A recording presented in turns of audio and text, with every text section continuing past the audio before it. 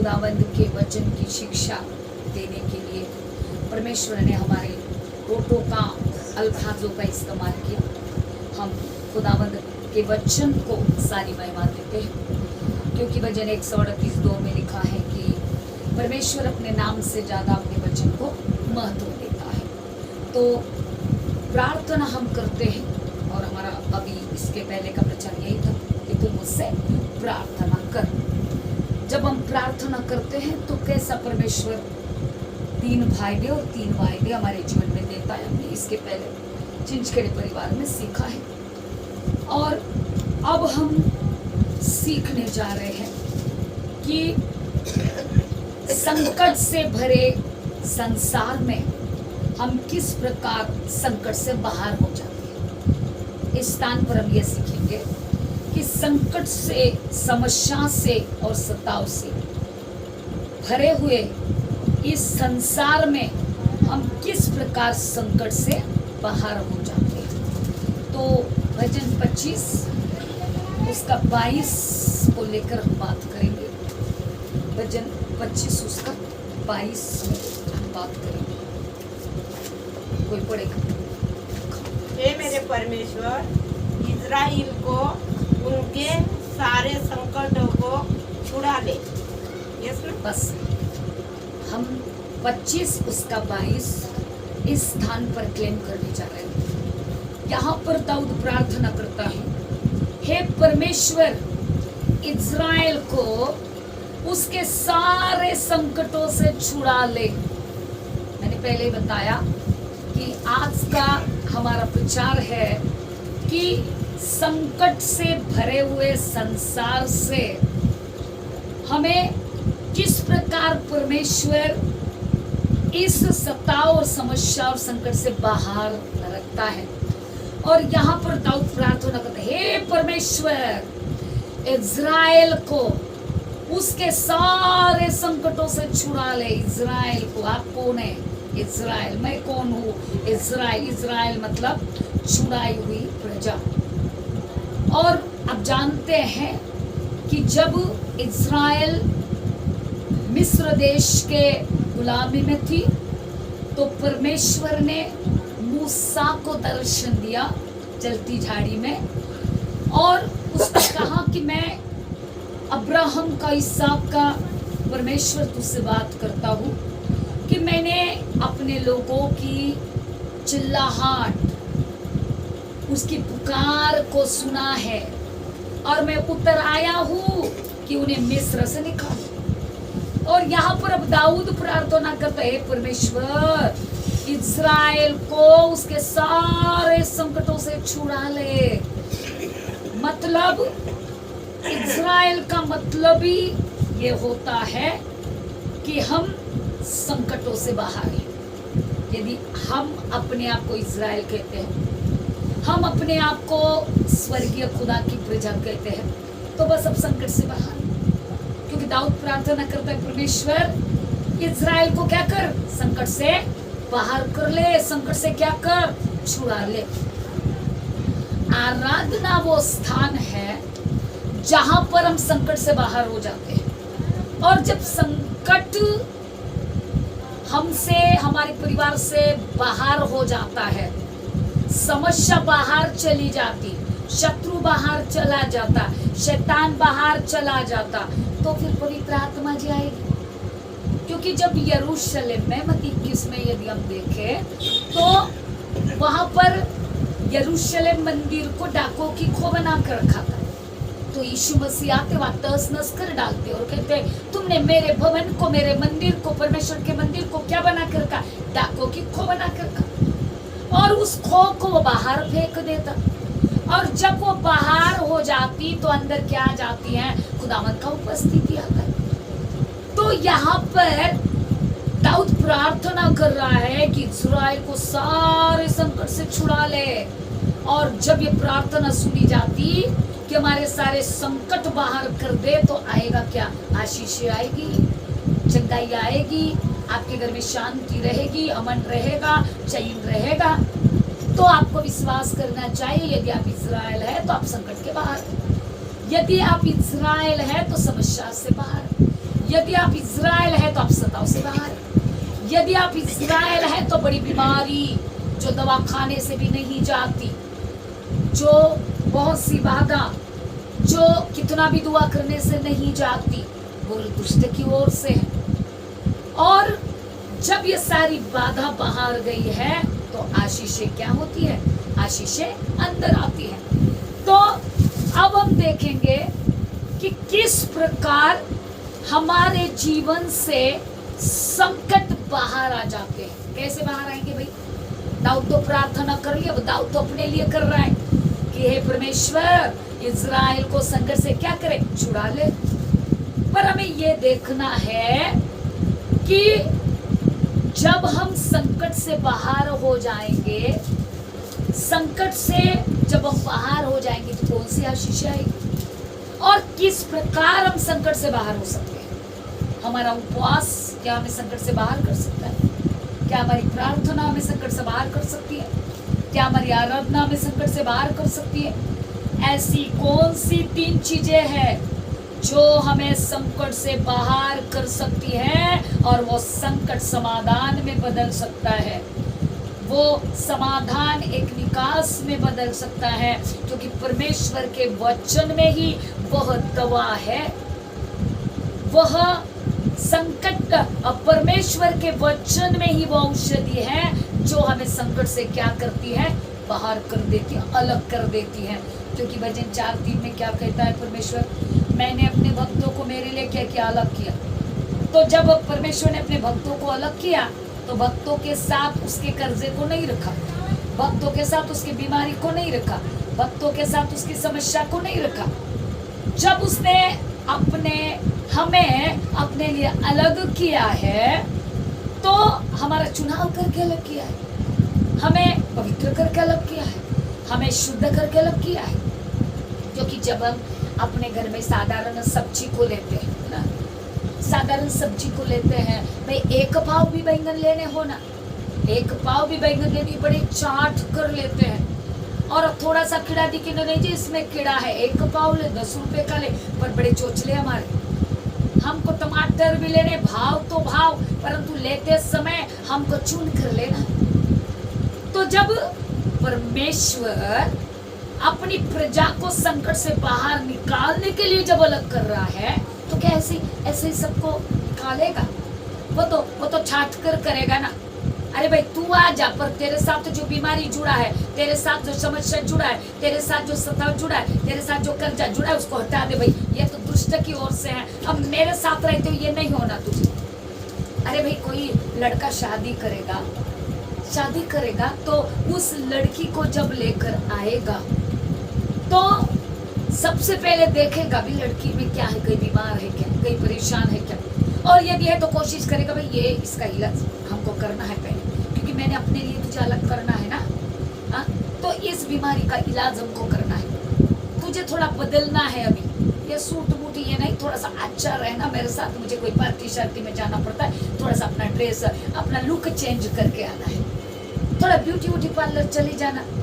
हाँ, क्योंकि मैं बड़े बड़े पार्टियों में शार्टियों में जाता हूँ तो तेरा जो नॉर्मल जो लेवल है ना वो थोड़ा ऊंचा कर। तो एक साधारण व्यक्ति अपने जुड़ी हुई चीजों को असाधारण बनाना चाहता है, तो खुदा जब अपने साथ आपको जोड़ता है, जो स्वर्ग का खुदा है, जो प्रकाशमान खुदा है, जो सृष्टि का खुदा है, हमको बनाने वाला खुदा है, वो आपको किस प्रकार ऐसे ही रखेगा। विश्वास करो दाऊद की प्रार्थना पर क्या कहता है? हे यहोवा इज़राइल को उसके संकट से क्या कर? छुड़ा ले। जब परमेश्वर आपको अपने पास बुलाता है, संकट से छुड़ाने के लिए बुलाता है, पर आपको क्या करना है? आइए 25:1 में आइए 25:1 में।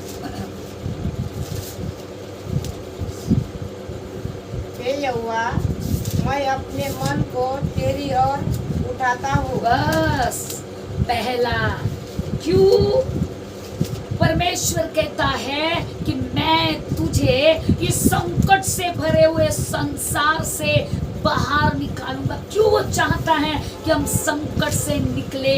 क्यों हमें वो निकालना चाहता है? क्यों निकालेगा वो हमें संकट से? हे यहोवा, मैं अपने मन को तेरी ओर उठाता हूँ। क्या उठाता हूँ? दाऊद क्या कहता है?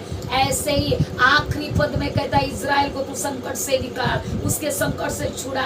ऐसे ही नहीं छुड़ाएगा, ऐसे ही वो उत्तर नहीं देगा, ऐसे ही वो हमारे नजदीक आकर हमारे संकट से हमें पार नहीं करेगा, ऐसे ही हमारी नैया को पार नहीं करेगा। एक उदाहरण है, जब नाव में यीशु मसीह और चेले एक नाव में जाते और चेले कहते प्रभु हम तो दिन प्रतिदिन और सदा ये नाव में चलने वाले लोग हैं और हम आंधी तूफान का सामना करने वाले लोग हैं, ऐसा कर तू सुस्ता ले, थोड़ा सा हम चला लेते नाव। और यीशु मसीह कहता ठीक है भाई, आप तो इसमें माहिर हो, मैं थोड़ा सुस्ताता हूँ।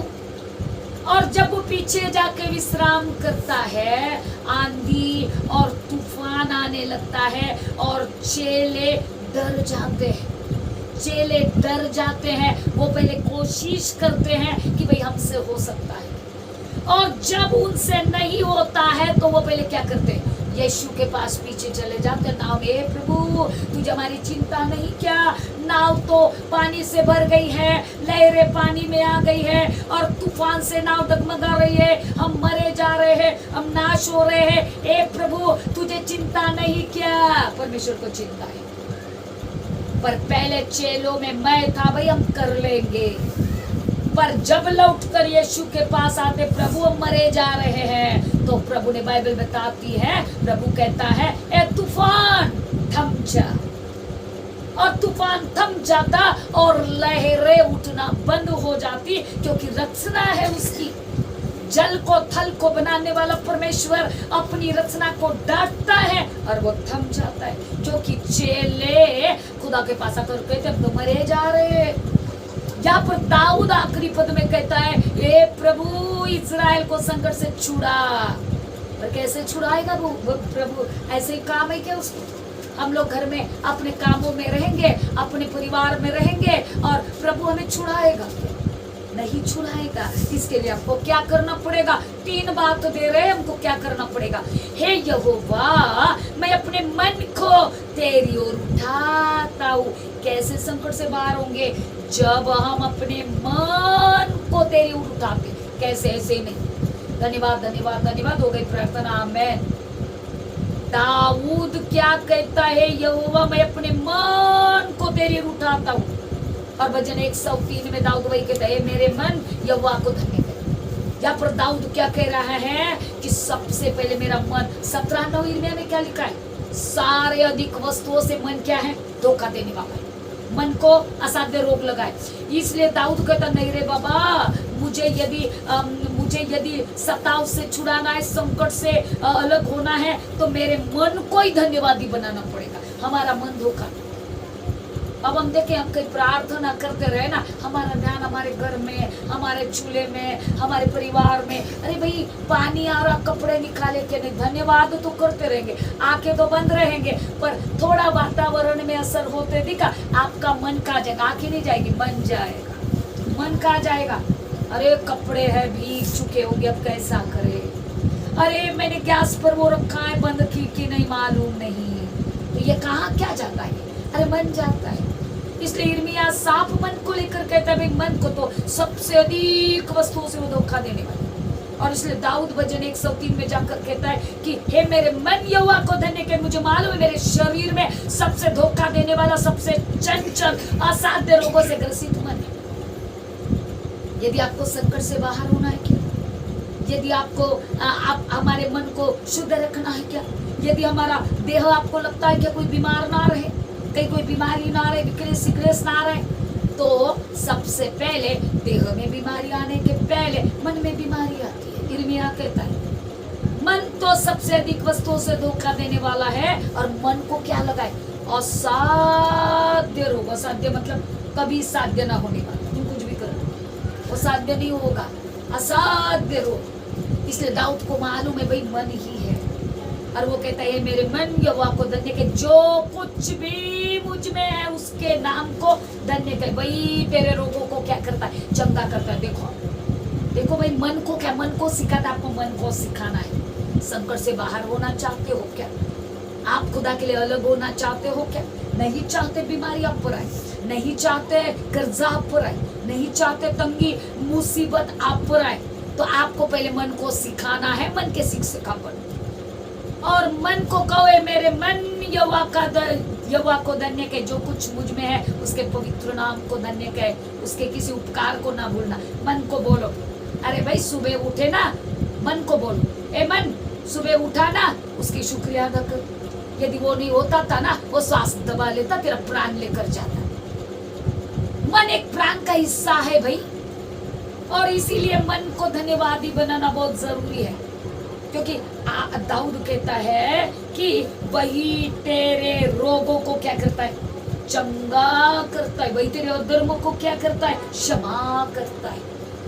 मतलब मन से बात कर रहा है दाऊद, तेरे अधर्म को वही क्षमा करेगा, तेरे रोगों को, मतलब असाध्य रोग जो मन में लगे है ना, वही चंगा करेगा। और इसीलिए यहाँ पर 25 में लिखा है, यहोवा मैं अपने मन को क्या करता हूँ? तेरी ओर उठाता हूँ। ये मन कैसा होना चाहिए? देखो मन में भी 3 क्वालिटी है। यदि आप कहेंगे नहीं नहीं नहीं हम तो मन से करते हैं, पर आपका मन कैसा है? आपका मन मरा हुआ नहीं होना चाहिए, नहीं तो मन में कोई एक्टिविटी नहीं है, अगला प्रार्थना कर रहा हम भी कर रहे। आपका मन जीवित होना चाहिए, आपका मन छुड़ाया होना चाहिए, और आपका मन अनंत कालिक होना चाहिए। आपको विश्वास होना चाहिए मेरा मन जो है अनंत जीवन से जुड़ा हुआ है, मेरा मन छुड़ाया हुआ है, मेरा मन जागृत मन है। जागृत मन से आपको आराधना करना है। इसीलिए भजन 85:6 में दाऊद प्रार्थना क्या करते हैं? क्या तू फिर हमको ना जिलाएगा? तेरी प्रजा तुझ में आनंद करे। दाऊद कहता फिर क्या तू हमको ना जिलाएगा? इसका मतलब उनका मन मरा है।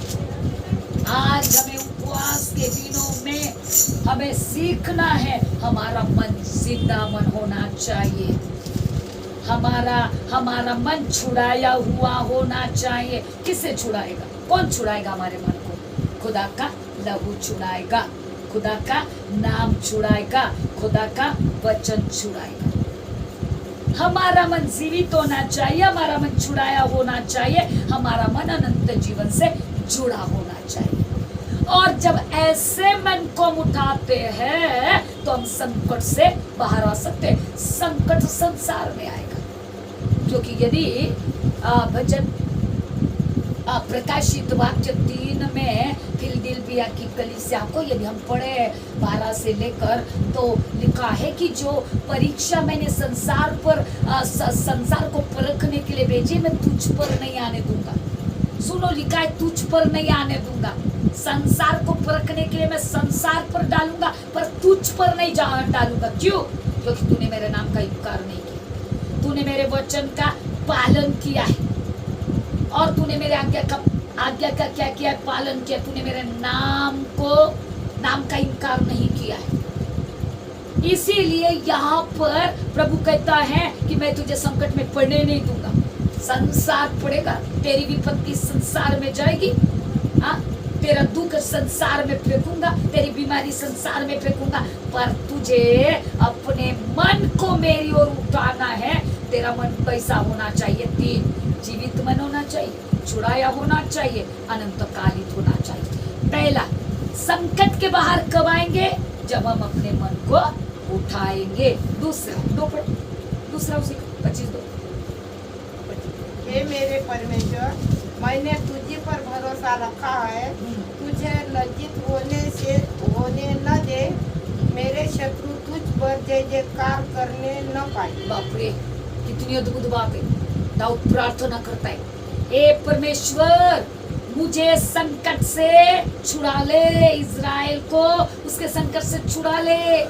कैसे छुड़ाएगा? ए प्रभु, मैं अपने मन को उठाता हूँ, मैं मन को उठाने के द्वारा मुझे संकट से छुड़ाना पड़ेगा। दूसरा, कैसा हम परमेश्वर हमें संकट से छुड़ाओगा? हे परमेश्वर, मैंने केवल तुझी पर भरोसा रखा है, मुझे लज्जित ना हो। क्या कहता है दाऊद? क्या कहता है? कैसे मैं संकट से बाहर आऊंगा, कैसे सताव से बाहर आऊंगा, कैसे शत्रु मुझे घेरने न पाएंगे, कैसे शत्रु मुझ पर आक्रमण करने न पाएंगे, क्योंकि मैंने केवल तुझी पर भरोसा रखा। ध्यान से सुने, हमारा भरोसा पीठ पर भी होता, पत्थर पर भी होता, पेड़ पर भी होता, पानी पर भी होता, मनुष्य पर भी होता, बाबा पर भी, आबा पर भी। नहीं, सब सेम है। नहीं, ये ऐसा। पर दाऊद कहता है कि मेरा विश्वास है संकट से बाहर करने वाला केवल एक ही परमेश्वर है, मुझे नजात देने वाला, मुझे छुटकारा देने वाला, मुझे जीवन देने वाला, स्वर्ग से जोड़ने वाला एक ही परमेश्वर है। और उस परमेश्वर का ध्यान मुझ पर रहे, इसलिए मुझे क्या करना है, मेरे मन को क्या करना है, खुदा की ओर उठाना है। और दूसरा, मुझे किस पर भरोसा रखना है, मनुष्य पर, संसार पर, हमारे पैसे पर। आज हम क्या 3 यम को लेकर चलेंगे, 3 यम को लेकर चलेंगे। हमारा भरोसा यम मनी, हमारा भरोसा मैन मनुष्य, हमारा भरोसा यम मेडिसिन। 3 यम को लेकर चलते, यम पर भरोसा तो कम। 3 यम हमारे जीवन में है। पैसा है तो सब कुछ है, नहीं फलाने के पास बहुत सारा है, वो मेरा मित्र है, वो हमको दे देगा, मनुष्य पर विश्वास नहीं, वो फलानी दवा मिलेगी और वो दवा से बिल्कुल 100% आराम। अरे बाबा, दवा से दुआ में आराम है, दवा बाद में, पहले दो। 3 यम को लेकर मत चलो। क्या कहता है दाऊद, मैंने केवल तुझी पर भरोसा रखा है, मुझे लज्जित ना होने दे। जब हम संकट से बाहर आने के लिए, बीमारी से बाहर आने के लिए, सताव से बाहर आने के लिए, जब हम अपना मन लगाते हैं और उस पर भरोसा रखते हैं, वो परमेश्वर हमें शत्रु के सामने लज्जित नहीं होने देगा। वो सताव के सामने, संसार के सामने हमें लज्जित नहीं होने देगा, किसी मनुष्य के सामने में लज्जित नहीं होने देगा, क्योंकि दाऊद प्रार्थना करता है, मुझे लज्जित ना होने दे और मेरे शत्रु मुझ पर क्या न करने पाए, जय जयकार करने न पाए। मेरे शत्रु क्या न करने पाए, जय जयकार करने न पाए। मतलब उसको मालूम है, जब मैं तुझ पर भरोसा रखता हूँ तो कोई भी शत्रु मुझ पर विजय नहीं हो सकता, कोई संसार मुझ पर विरोधी नहीं हो सकता, मुझ पर जयवंत हो नहीं सकता, कोई पाप मुझ पर जयवंत नहीं हो सकता। पर 1 कुरिन्थियों 15:57 क्या है, निकालना है जल्दी तो पढ़ो। 1 कुरिन्थियों 15:57।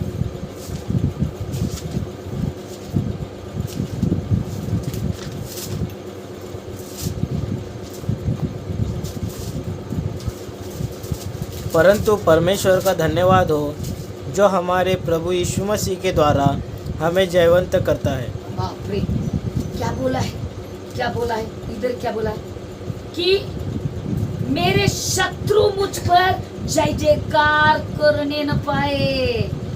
जय जयकार, शत्रु हम पर विजयी होने न पाए। और कुरिन्थियों का लिखने वाला पौलुस क्या कहता है, परंतु परमेश्वर का धन्यवाद हो जो हमारे प्रभु यीशु के द्वारा हमें क्या करता है, जयवंत करता है। परमेश्वर, जब हम अपने मन को उठाते हैं और जब हम केवल खुदा पर, क्या कहता है, केवल तुझी पर हम भरोसा रखते हैं, उसी पर भरोसा रखने से वो शत्रुओं पर जय जयकार करने नहीं पाते और हम क्या हो जाते, विजयी हो जाते हैं। और क्या कहता है यहाँ पर पौलुस, परंतु परमेश्वर का धन्यवाद हो मसीह में क्या करता है, जयवंत करता है। यदि 2 कुरिन्थियों 2:14 पढ़ेंगे तो और अद्भुत है। 2:14 जल्दी, क्या बोलता है जल्दी, परंतु परमेश्वर का, जिसने भी निकाला पढ़ो। परंतु परमेश्वर का धन्यवाद हो जो मसीह में सदा हमको जय के उत्सव में लिए फिरता है और अपने ज्ञान का सुगंध हमारे द्वारा हर जगह फैलाता है। अब देखो क्या पर कहता है, ए प्रभु मैंने तुझ पर भरोसा रखा है, मुझे लज्जित ना होने दे, मेरे शत्रु मुझ पर जय जयकार न करने पाए। परमेश्वर कहता नहीं करे, क्योंकि तेरा भरोसा मुझ पर है। तूने स्वर्ग के खुदा पर भरोसा रखा है। और यहाँ पर देखो पौलुस क्लेम कर रहा है उस बात को, परंतु परमेश्वर का धन्यवाद हो जो मसीह में हमें सदा जय के उत्सव में लिए फिरता। कहा सदा। अरे संसारिक लोगों का आज दिवाली है, पटाखे फोड़ेंगे, होली है, लकड़ी जलाएंगे, परंतु परमेश्वर कहता है कि मसीह में जो विश्वास करता है, उस पर भरोसा करता है, उसका प्रतिदिन उसके लिए क्या है? उत्सव है। कौन सा उत्सव? जय का उत्सव। प्रतिदिन सोमवार से संडे, शनिवार तक और संडे को क्लेम करना है प्रभु जय का उत्सव मनाने पाए। लिखा है कि वह मसीह में हमें सदा जय के उत्सव में लिए फिरता और ज्ञान की सुगंध हमारे द्वारा हर जगह, मतलब जिस स्थान पर तुम जाएंगे तुम्हारी सुगंध इधर इर्द गिर्द फैलेगी। जहाँ जहाँ जाएंगे वो सुगंध से सारा घर, सारा माहौल सुगंधित तो हो जाएगा। क्यों हो जाएगा भाई? क्योंकि तुमने किस पर भरोसा रखा है? अपने पैसे पर नहीं रखा, अपने मनुष्य पर नहीं रखा और अपने मेडिसिन दवा पर नहीं रखा, परंतु तुम्हारा विश्वास, तुम्हारा भरोसा तुमने किसको रखा? स्वर्गीय खुदा पर, जो सत्य का खुदा है, जो जीवन का खुदा है, जो मार्ग दिखाने वाला, जो मोक्ष देने वाला खुदा है। तुम्हारा भरोसा उस पर है। हम किस पर भरोसा रखते? 25 में आ जाओ। तुम किस पर भरोसा रखते ये मायने रखता है। वो संकट से बाहर आपको करेगा। इन उपवास के दिनों में जो भी संकट है, प्रभु से कहे कि केवल तू ही हमें संकट से बाहर कर सकता है, तू ही हमें सारी दुविधा से बाहर कर सकता है, सारे बंधन से तू ही हमें अलग कर सकता है। क्यों? क्योंकि मैंने अपने मन को तेरे ओर उठाया है, मैंने तुझी पर भरोसा रखा है। क्यों भाई हम उस पर क्यों भरोसा रखे? क्यों भरोसा रख रहे हैं? क्योंकि वो उसकी प्रतिज्ञा सच्ची है। परमेश्वर ने जो वचन में प्रतिज्ञाएं की है, उसकी प्रतिज्ञा सच्ची, हम विश्वास करते हैं, उस पर भरोसा करते हैं। हमारा भरोसा किस पर होना चाहिए? उसके प्रतिज्ञा पर। प्रतिज्ञा क्या है? वचन। उसकी वाचा पर हमारा भरोसा होना चाहिए, उसके भविष्यवाणी पर हमारा भरोसा। 3 भरोसे होना चाहिए। दाऊद कहता है मैंने तुझी पर भरोसा रखा है। मतलब तुझी पर मतलब क्या? क्योंकि भजन 138:2 तो क्लेम कर रहा है कि तूने, मैंने अपने नाम से ज्यादा किसको? बाजू वाले को, किसको? वचन को। और यहाँ पर दाऊद कहता मैंने तुझी को। अब देखो खुद परमेश्वर कहता है मैं वचन को महत्व देता हूँ। दाऊद कहता है मैंने तुझी पर, इसका मतलब कहीं न कहीं तो तुझी पर मतलब तेरी वाचा पर, तुझी पर मतलब तेरी प्रतिज्ञा पर, तुझी पर मतलब तेरी भविष्यवाणियों पर जो तेरे वचन में लिखी है। तो हमारा भरोसा किस पर होना चाहिए? परमेश्वर की वाचा पर होना चाहिए, परमेश्वर की प्रतिज्ञा पर होना चाहिए, परमेश्वर की भविष्यवाणी पर होना चाहिए। तीसरा और आखिरी बताकर खत्म करते। क्यों परमेश्वर हमें संकट से बाहर करेगा? क्यों करेगा? क्या करना है आपको? आपके मन को उठाना है। कहाँ उठाना है? किस पर लगाना है? या खुदा पर? खुदा पर लगाना है, उस पर भरोसा रखना है। तीसरा 3 पढ़ो 3 और 5 पढ़ो, खत्म करो। वरन जितने तेरी बाट जोते हैं उसमें से कोई लज्जित न होगा, परंतु जो अकारण विश्वासघाती है वे ही लज्जित होंगे। मुझे अपने सत्य पर चला और शिक्षा दे, क्यों तू मेरा उद्धार करने वाला परमेश्वर है। मैं दिन भर तेरी ही बाट जोता रहता हूँ। बस। तीसरा, परमेश्वर यहाँ पर हमें संकट से बाहर कर रहा है, क्योंकि दाऊद कहता है हे परमेश्वर इज़राइल को उसके संकट से छुड़ा ले। और परमेश्वर चाहता है कि उपवास के दिनों में आप संकट से बाहर हो जाए और सारी समस्या बाहर हो जाए। पर आपको 3 बातें करनी। उपवास के दिनों में आपको 3 बातें करनी है। कौन सी? अपने मन को खुदा की ओर उठाना है, हमारा भरोसा खुदा पर रखना है, और तीसरा वरन जितने तेरी बाट जोते हैं उनमें से कोई लज्जित नहीं होगा। हमें क्या करना है? तीसरा, संकट से बाहर होने के लिए उसकी बाट जोना है। तीसरा, वरन जितने तेरी बाट, जितने भी प्रार्थना में उसकी बाट जोते हैं, जितने भी वेट करते हैं, हाँ हमारा खुदा आएगा, हमारा खुदा संकट के बाहर करेगा, हमारा खुदा हमारे उत्तर देगा, हमारा खुदा हमें समस्या के बाहर करेगा, वरन जितने तेरी बाट जोते उनमें से कोई लज्जित नहीं होगा। देखो, बाट जोने वाले लज्जित नहीं होंगे, पर क्या लिखा है, परंतु अकारण विश्वासघाती है वे ही लज्जित हो। अकारण मतलब जिसने खुदा को स्मरण तो कर लिया, खुदा को ग्रहण तो कर लिया, पर अकारण विश्वासघाती बन गए। इनको क्या है, बाइबल को क्या है, वचन को क्या है, नहीं हमको समाज में रहना पड़ता, हमको ये कर, अकारण विश्वासघाती ठहरे वही लज्जित हो जाएंगे। जो वाचा का उल्लंघन करेंगे वही लज्जित होंगे। बाट जोने वाले लज्जित नहीं होंगे।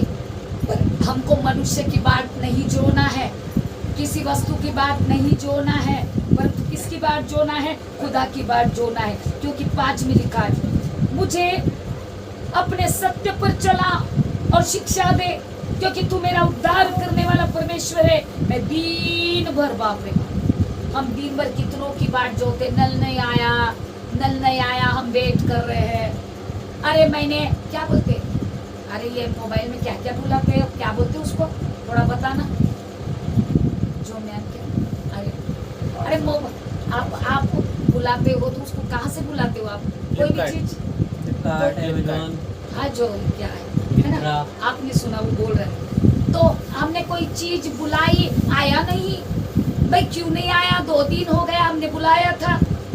दिन भर देखो यहाँ पर दाऊद क्या कहता है, मैं दिन भर तेरी बाट जोता रहता, और हमारा दिन भर बाट जोना। अरे भाई 5 बज गए, नल नहीं आया, अरे भाई खाने का समय हो गया, बच्चे नहीं आए, हाँ स्कूल 3 बजे छूटा, 4 बज गए तो आए नहीं, 10 बज गए पति आया नहीं।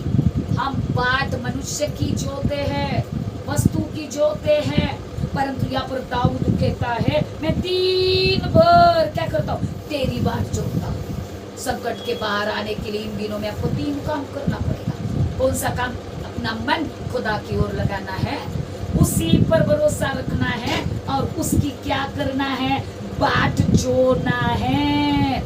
पर कैसे बाट जोएंगे, ऐरा गैरा तो बाट जो नहीं सकते, सिखाए भूल जाए। संसार में कौन उसकी बात जो सकता है, उसमें भी 3 काम। जो खुदा के प्रेम में भरा वही बात जोएगा। अरे भाई आप किसी से प्रेम करते, या फिर आप पति से ज्यादा दिल लगे नहीं, अरे मेरा पति नहीं आया, 11 बज गए क्यों नहीं आया, अरे जिससे आपका अच्छा संपर्क है उसी का बात जोएगा ना। अरे घरे का, अरे बाजू में कोई नहीं आया, दूसरे का पति नहीं, आप बोलेंगे महा 12 बज गए उसका पति क्यों नहीं आया, मैं जाग रही, बोलेंगे क्या। पर अपना पति नहीं आया तो दरवाजे के बैठेंगे, बाहर जाएंगे, अरे 11 बज गए आए क्यों नहीं भाई, अरे इसको फोन करो। आप जिनसे ताल्लुकात रखते हो, आप जिससे जुड़े हुए हो, आप उसी की बात जोएंगे। तो आप खुदा की बात कैसे जोएंगे, जब आप खुदा के प्रेम से भरे हुए हो।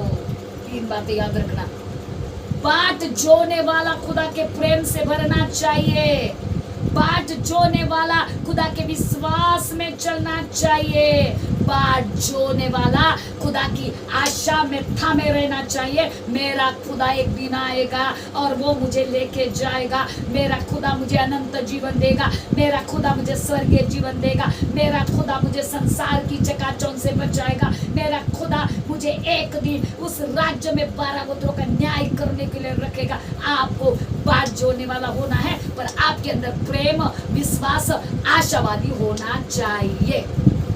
प्रेम करने वाला ही बाट जोएगा, विश्वास में चलने वाला ही बाट जोएगा, और आशा को थामे रहने। आशा, खुदाबंद की आशा, क्या आशा है हमारी, मेरा खुदा आएगा, हमें साथ ले जाएगा, वो आने वाला है, स्वर्गीय जीवन देने वाला है, हम अधोलोक में नहीं जा सकते, हमारा उद्धार होगा, हमें अनंत जीवन मिलेगा, ये हमारी आशा है। तो प्रेम, विश्वास और आशा को थामे रहने वाला व्यक्ति क्या कर सकता है, बाट को जोड़ सकता है। प्रभु आपको आशीष दे।